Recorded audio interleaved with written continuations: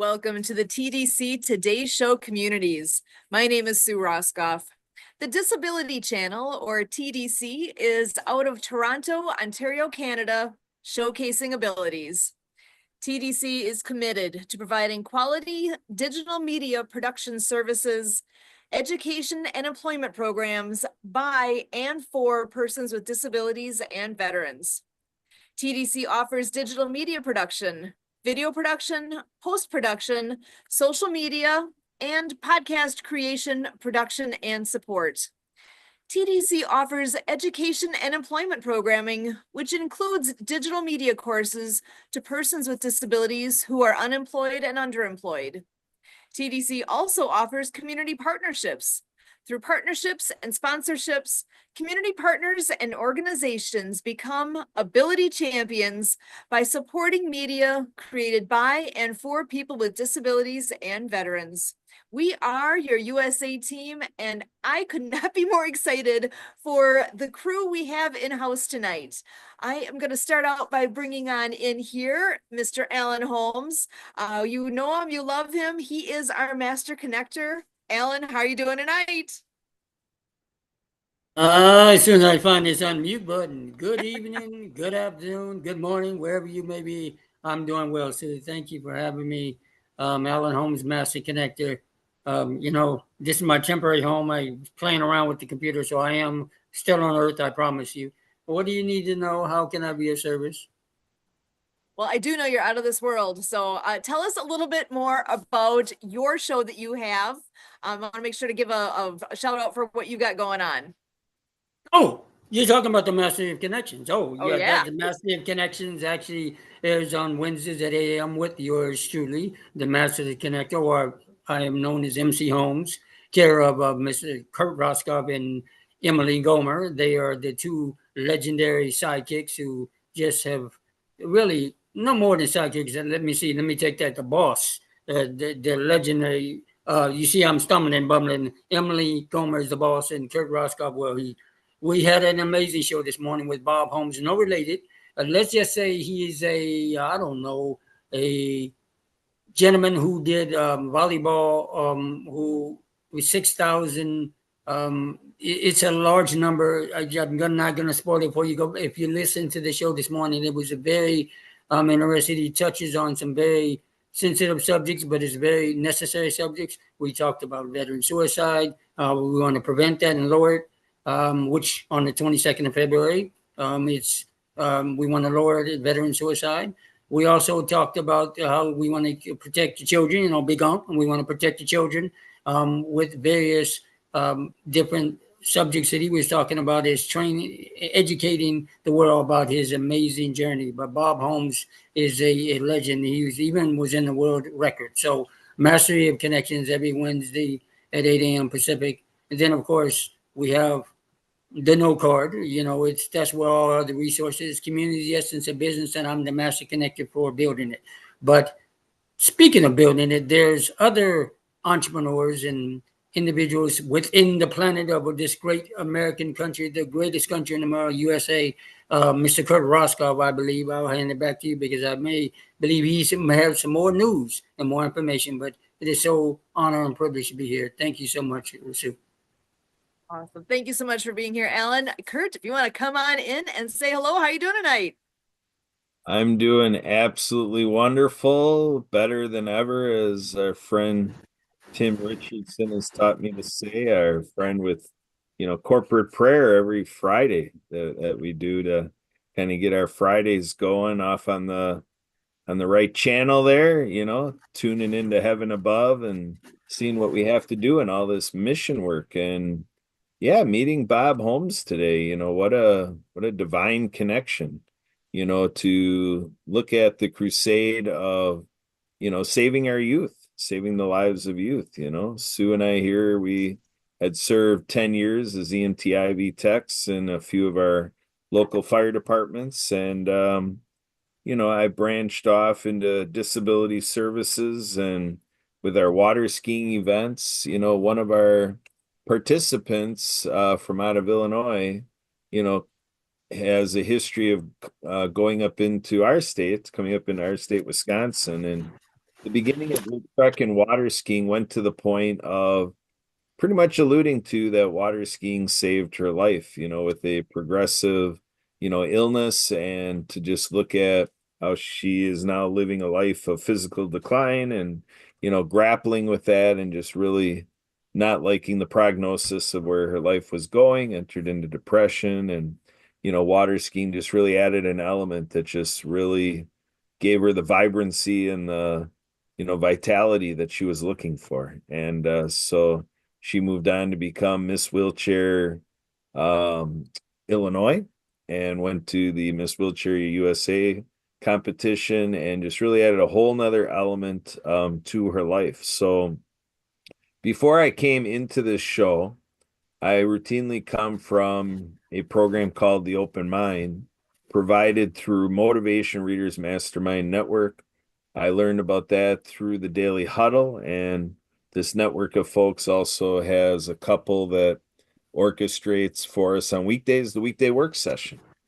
But today on the Open Mind, Sorrel was presenting, and he was going through, the senses and, your eyes and ears and your smells and your touches. And, it really gets me into this functional space when we talk about people with disabilities and, what it does, and working around the operation of the brain, our brains. And we've got contexts, in our global marketplace that talk to us about when we're talking mental health and mental wellness, brain health, is right there.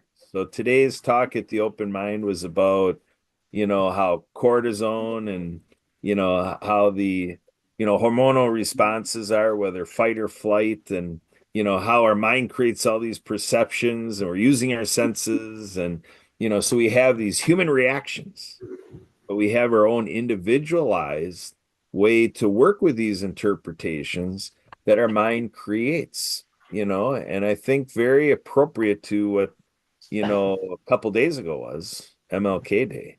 I have a dream, and I've been kind of making that a part of what my mission is here at the Disability Channel and how everybody here knows me. Because I have a dream that we reunite in a way that through 175 billion people has never been done before. Do you know that there's approximately has been on this planet 175 billion people? And to this day, we have not accomplished bridging the gap. It's something where I've equated it to driving a car, and you look at your rearview mirror, and they got some of these cars have a little notification. Objects in the mirror are closer than they appear. And that's the way I describe 6 billion people on the planet is they dismiss the ever so possible role of people with disabilities and the whole disability community, 2 billion people.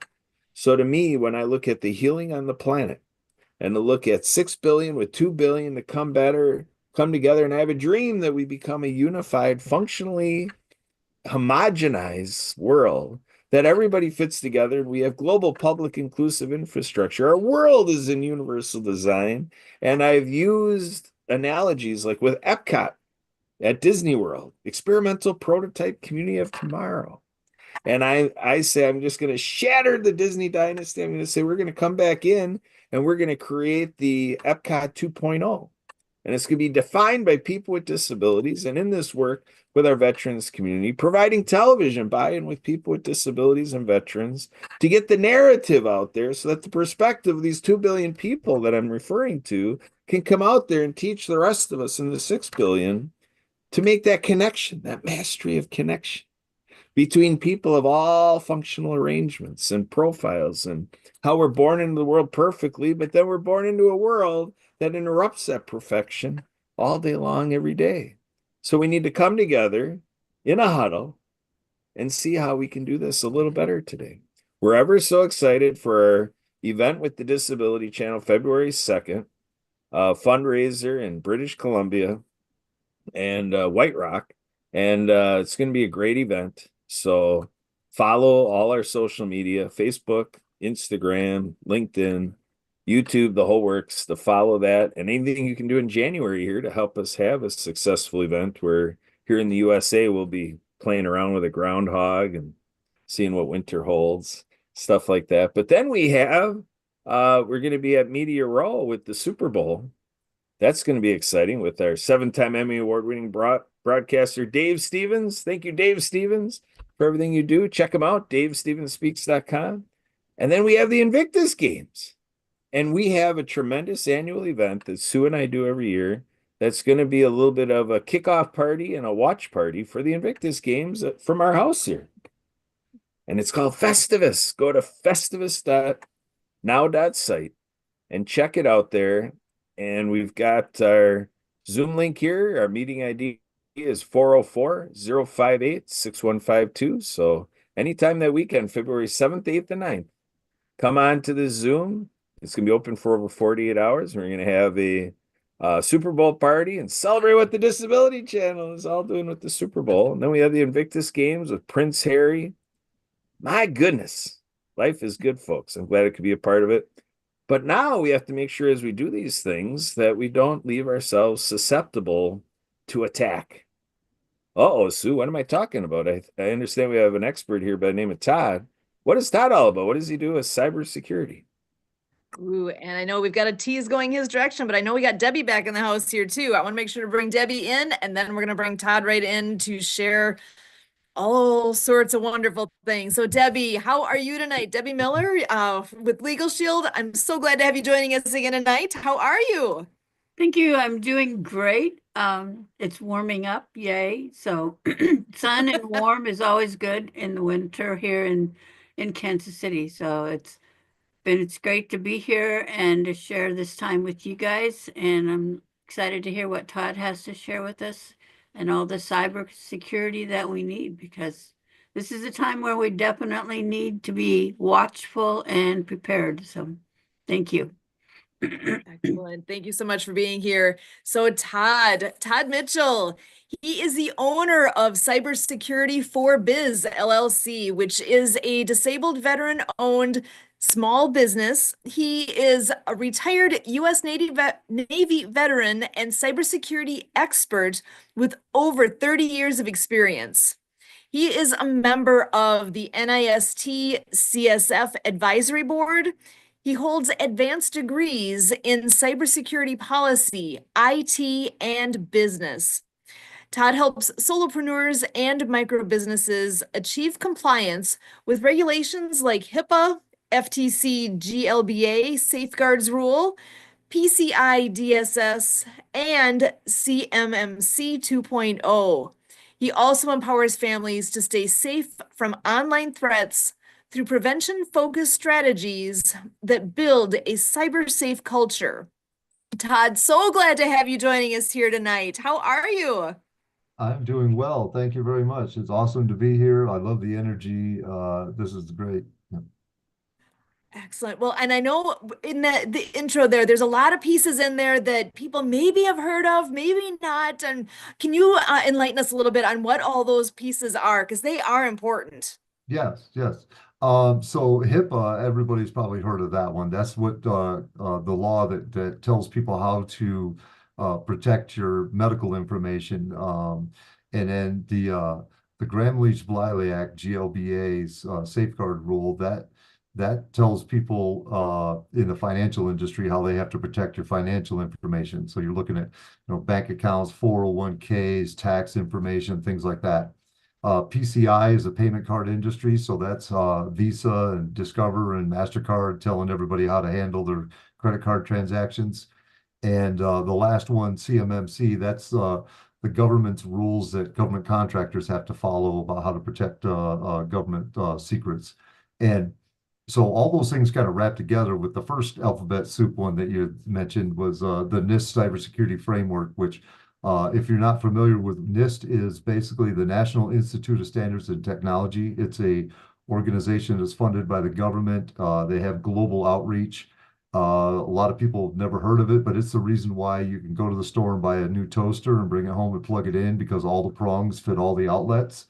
It's the reason why it doesn't matter what kind of phone you have anymore. You can plug it into the USB is always going to be the same size and hook up in the same fashion with all different devices.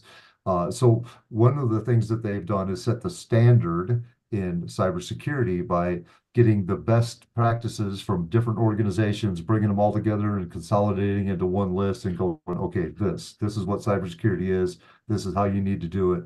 And that list meets the standards for all those other industries and what they have to do to protect your information. So that's how it's relevant to us.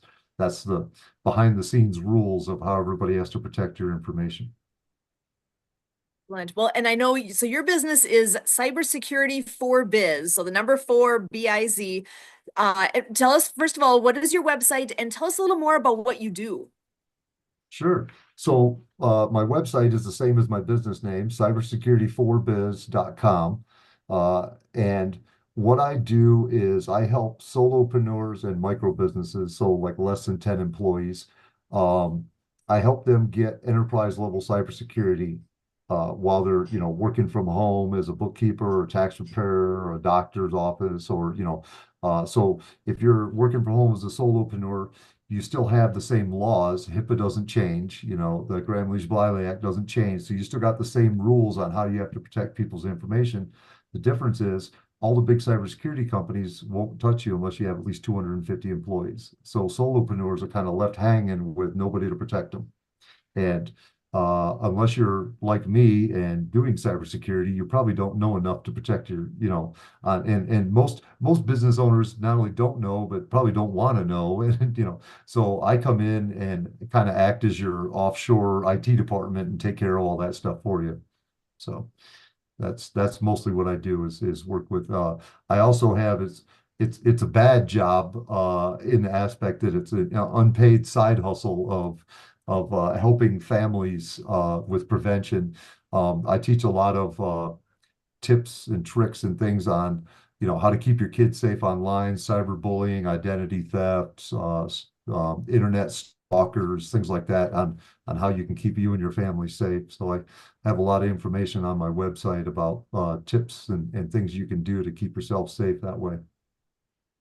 Excellent. So go and make sure you cybersecurity4biz.com. There's a lot of information on there that's helpful for all of us, not just the business owner, but for each and every one of us. And I know you had shared a statistic earlier with me about where that biggest threat is actually coming from. Right. Can you just enlighten us a little bit there too? Because I know that was one that I was a little surprised. It is shocking.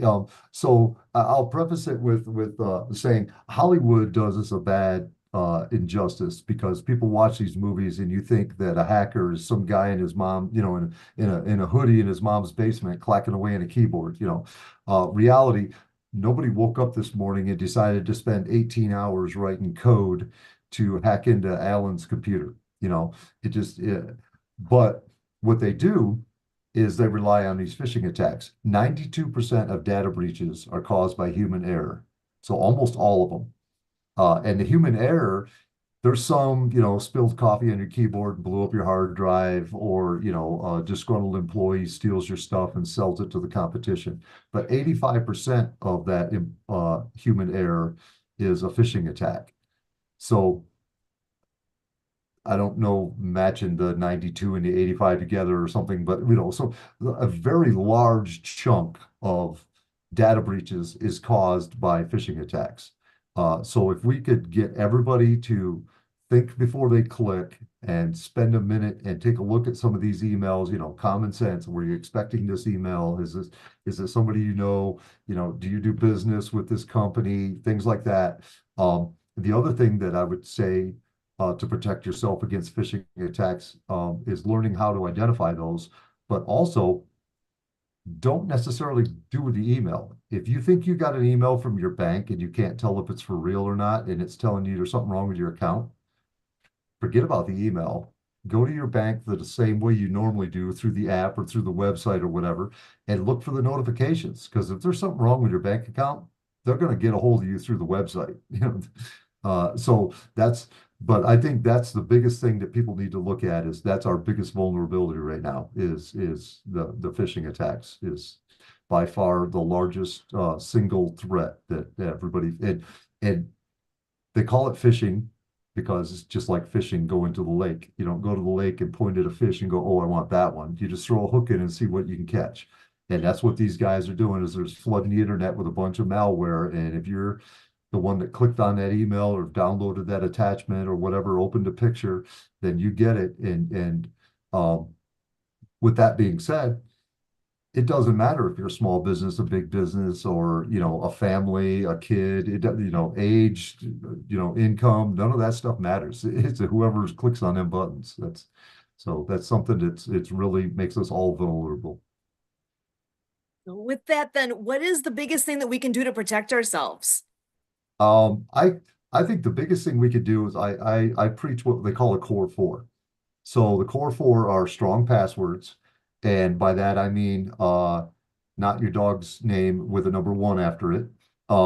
If something that can't be found in a dictionary, like the word field, for an example, you could find a word field in the dictionary. If you've ever taken a PDF or a Word document and hit find, you know, come back with a word and tell you everywhere it found it in a 200-page document in seconds. That's how long it takes to crack your password if you can find it in a dictionary. There's software out there that'll match your password up against dictionary words.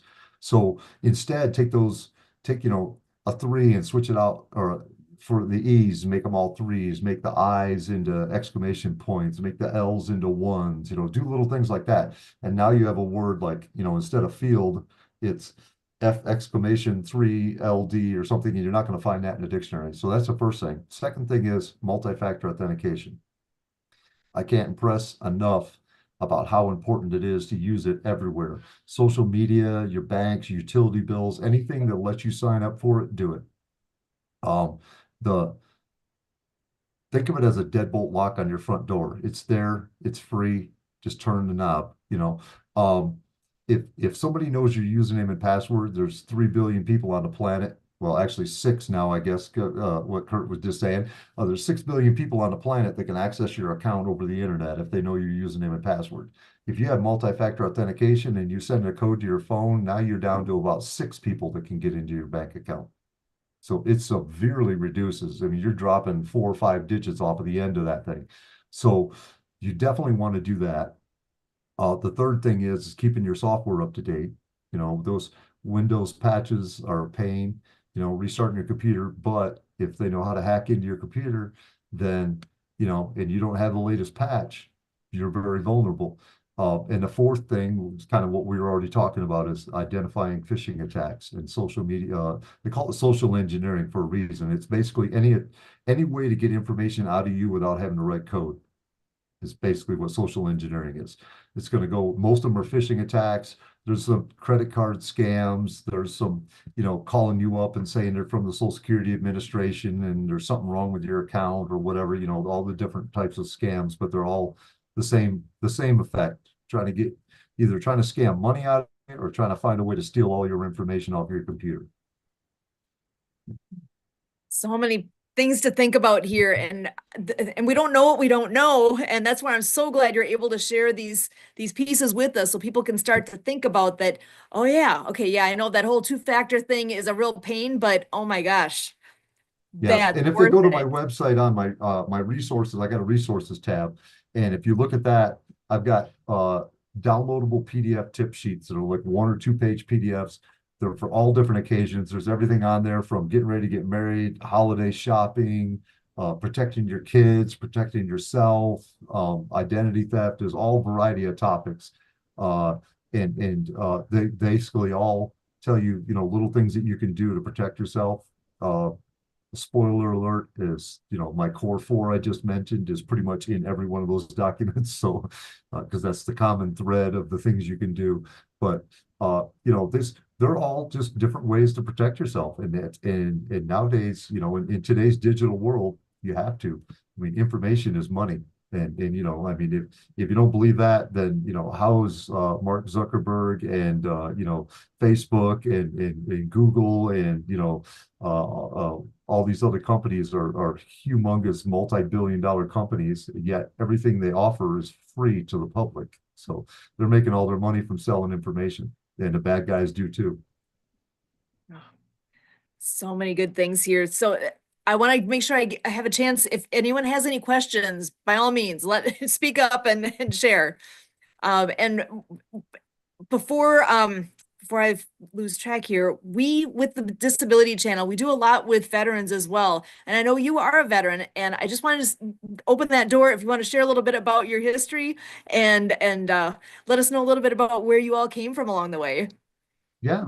Well, as I'd already been mentioned, I was 20 years in the Navy on amphibious assault ships.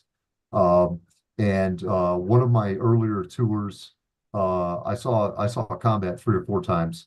But one of them was in the first Gulf War back in '91, and I was exposed to chemicals in 2 or 3 different ways. And we were escorting the Kurdish refugees back into Iraq after the war was over, and we didn't find out until afterwards that the whole reason why they'd left is because Saddam had bombed the whole town with mustard gas. So we were touching all this mustard gas and getting it all. And of course, by then it was old enough that we didn't get immediate skin reactions like you would expect, but just breathing all that stuff, it caused a lot of I had rashes, I had headaches, I had migraines, I got cancer, I got all kinds of things come out of that. So that's what gave me my disability rating with the Veterans Affairs. And my one, I think, thing I'd like to mention with that, if you are a veteran and you have any kind of issues, whether it's mental health, whether it's physical, whether you've got a disability rating or not, seek help.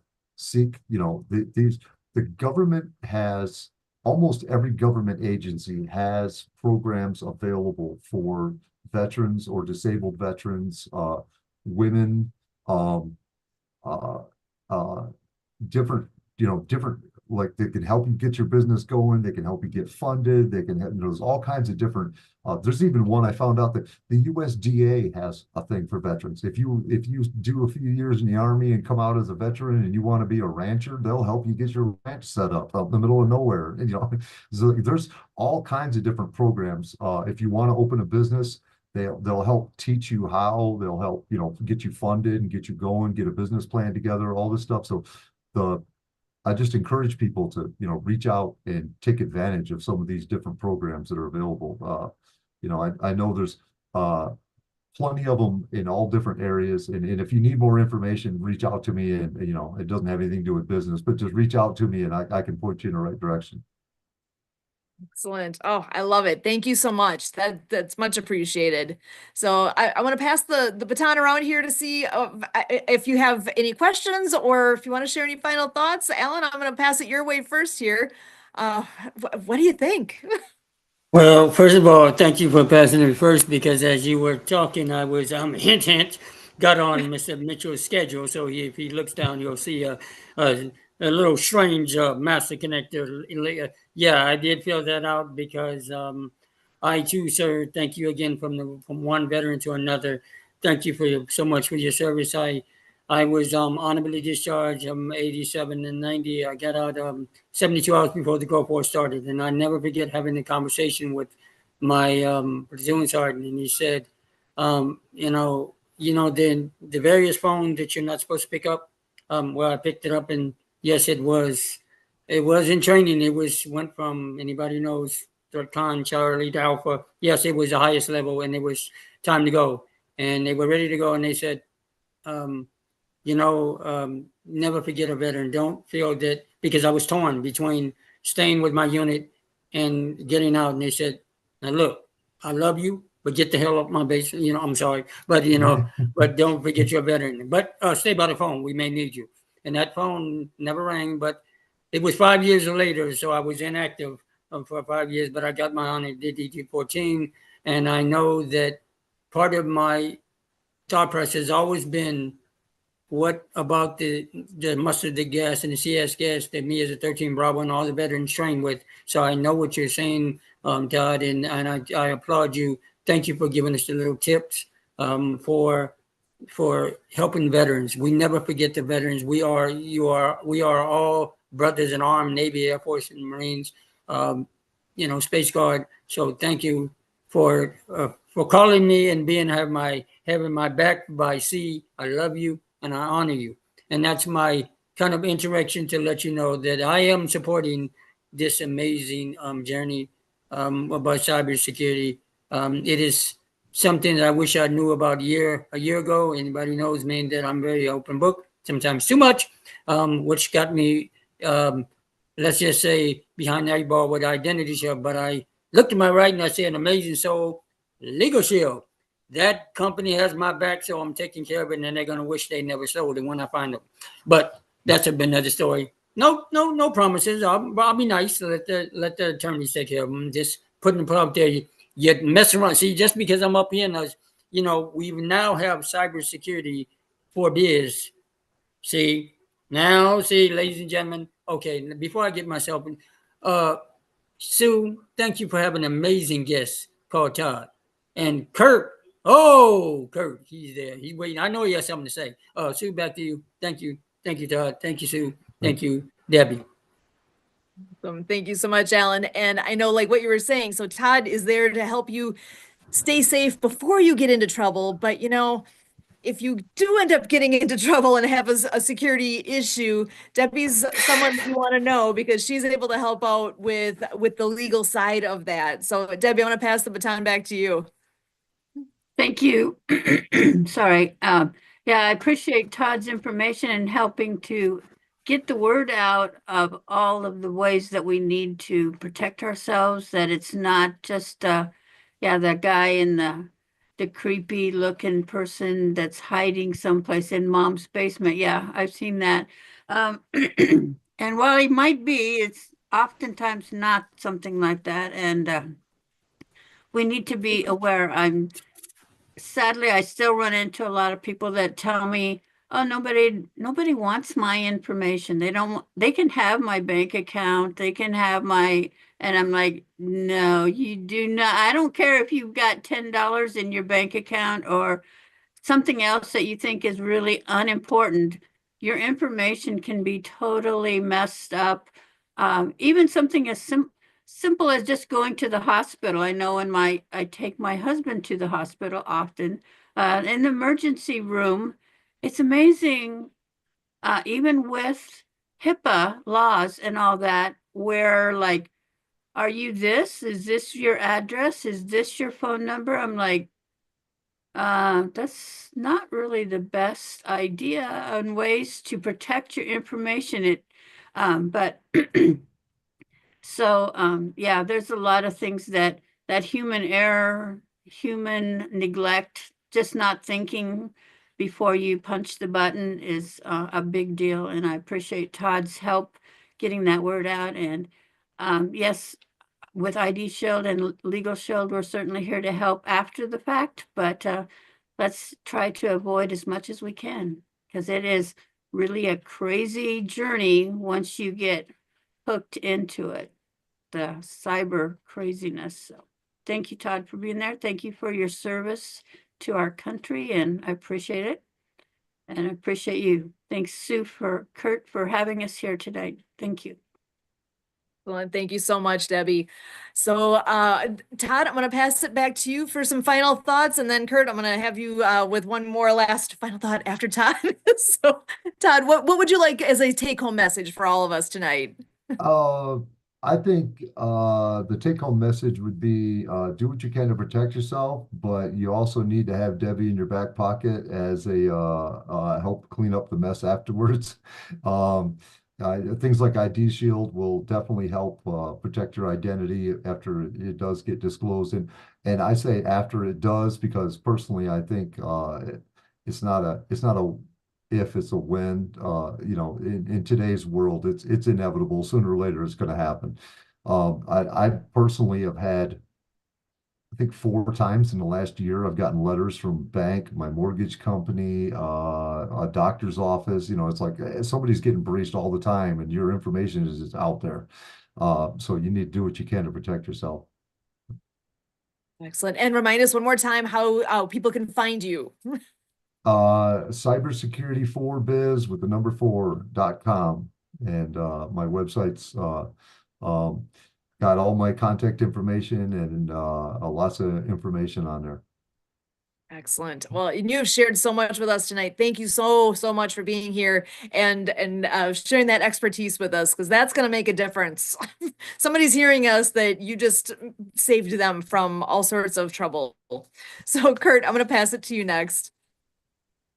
All right. Well, it's word of thanks for everybody here in the show and everybody out there watching and listening. We celebrate what we're able to do here at the Disability Channel. So, I talked about 175 billion people in the history of this planet, and Jay Stoyan is the one person in the history of 175 billion people that gets the credit for saying, hey, we need television by and with and for people with disabilities and veterans, and doing this whole shtick that you just experienced us doing. And it's expanded us out to Kathy Ireland's world of your home TV. And we're out there on Sirius XM radio, and we want to give a shout out to our friends over at People for a New America with Richie Honori and the whole crew out there. So we've been enjoying interviewing Richie and all these, multi-platinum artists, and, working with them. And then, also having folks that are part of the radio industry and all these music moguls, and really getting into that industry. We really celebrate that here at the Disability Channel. And Jay, as an amateur, musician, he enjoys this whole realm. And so we're all about music and sports, and getting the word out there and having this platform that we can be the clearinghouse of how the world looks like from the perspective of people with disabilities and veterans. So, Sue, thanks for hosting. Let's keep this show going and getting bigger and better every week. Back to you, Sue. Excellent. Yeah, this is the TDC Today Show Communities, and what a community indeed. You guys are amazing. There's so much benefit that has been shared, so many good nuggets, good pieces, take-home messages that people can really use. And I can't thank you enough for giving of yourself and making yourselves available to be in that role. This is amazing. You guys are wonderful. My name again is Sue Roskoff, and for all of us here with the TDC Today Show, we thank you.